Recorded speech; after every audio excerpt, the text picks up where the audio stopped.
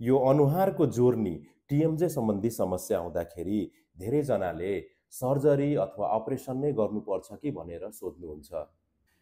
यो टिएमजे सम्बन्धी समस्या हुँदाखेरि मुख बाङ्गिने, मुख अड्किने, मुख कम खुल्ने, खाना चपाउँदाखेरि कानको अगाडि किटकिट आवाज आउने अथवा दुख्ने जस्ता समस्याहरू देखा पर्छन्। यस्तो समस्याहरू देखा परेमा सुरुमा हामीले बिना सर्जरी नै गरिने उपचारका विधिहरू अपनाउँछौँ। जस्तै कि केही थेरापीहरू, औषधि खानुपर्ने हुन्छ, मुखमा लगाउने केही डिभाइस हुन्छ, सुई लगाउनु पर्ने हुन्छ, लगायतका अनेक विधिहरू हामीले अपनाउँछौँ।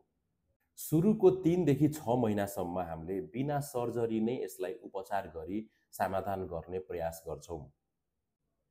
60 देखि 70% बिरामीहरूमा बिना अपरेसन नै यसलाई सहज तरिकाले केही समय अवधिमा समाधान गर्न सकिन्छ।